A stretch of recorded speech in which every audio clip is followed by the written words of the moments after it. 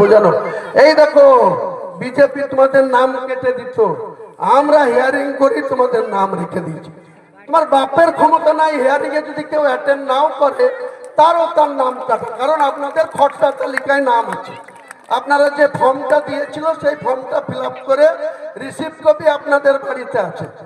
একটা বাদ দেখতো, বিডিও কে কলার ধরে রাস্তায় নামাবো, ডিএম কে নামাবো, এআরও কে নামাবো, বিএলও কে নামাবো, দেখবো কত ক্ষমতা মমতা ব্যানার্জির। মুসলমানদের ভোট কেটে দেবা, চালাকি মারার জায়গা পাও না। মুসলমানদের সঙ্গে শুধু মিথ্যাচার করা, জুই চুরি করা, চালাকি করা।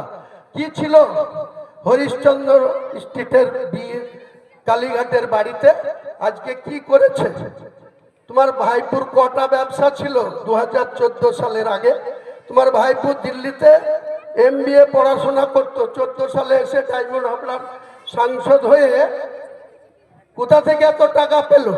আবার চোরের মায়ের বড় গলা, এতদিন লাপিয়ে লাপিয়ে এইভাবে ব্যাসে ঘুরে ঘুরে বলতো যদি 10 টাকার কোনো দুর্নীতি প্রমাণ করতে পারে তিনি নাকি নিজে একবারে গলায় ফাঁস দিয়ে ঝুলে যাবেন। আরে অভিষেক বন্দ্যোপাধ্যায়, তোমার ওই যে লিন্সের কোম্পানি, তোমার বউ, তোমার মা, তুমি, তোমার 7 গোষ্ঠীকে জড়িয়ে তোমার নাম আছে চার্জশিটের 73 জায়গায়। তার জন্য মমতা ব্যানার্জি ভারতবর্ষের প্রধানমন্ত্রীকে তোমাকে বাঁচানোর জন্য দুবেলা তেল মেরে বেড়াচ্ছে। তোমার অত সস্তা থাকলে অপেক্ষা করো বাবা ধন, শুধু ক্ষমতা থেকে যাও, তারপরে কোথায় থাকবা সেটা দেখবো। তৃণমূলের এই মস্তানরাই বা কোথায় থাকে সেটাও দেখবো, আর অভিষেক বন্দ্যোপাধ্যায় কোথায় থাকে সেটাও দেখবো আগামী এপ্রিলের পরে। এপ্রিলে ভোট নাও হতে পারে। যা করছে এনার এই এসআইআর নিয়ে, ফাইনাল ভোটার লিস্ট যদি ফেব্রুয়ারির মধ্যে 14 তারিখে হওয়ার কথা ছিল, বলছে হবে না 24 যদি বলে হবে না, মার্চ মাস যদি আদাদি চলে যায় তাহলে আর এপ্রিল মাসের মধ্যে ভোট হবে না। ভোট না হলে 5ই মে রাত্রি 12টার মধ্যে ভারতবর্ষের সংবিধান অনুযায়ী রুলস 356 জারি হয়ে যাবে। তখন আর মমতা ব্যানার্জির এইসব চামচা ওসিদের কি অবস্থা হবে আমরা সেদিনকে বুঝবো। যেমন একটা পুকুরে মাছ থাকলে চার করে বনশি দিয়ে, যেই বনশিতে টোপ গিলে আর খেঁচ মেরে মাছ তুলে, তেমনি করে এইসব চামচা ওসিদের সাইড করব, একদম সাইড করব। এটা আপনাদের কথা দিয়ে গেলাম।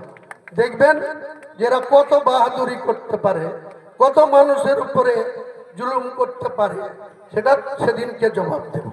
তাই আপনাদের কাছে অনেক বলে ফেললাম। আপনারা আপনাদের সন্তান, আপনাদের ভাই, আপনাদের বন্ধু, আপনাদের আত্মীয় মনে করে ক্ষমা করে দেবেন।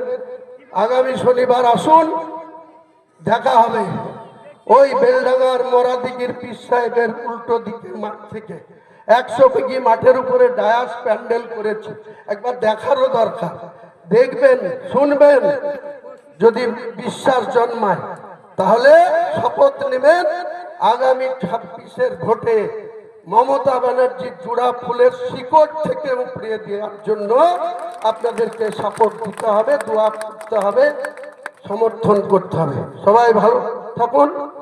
আসসালামু আলাইকুম, এ রহমতুল্লাহ, এ বরকত।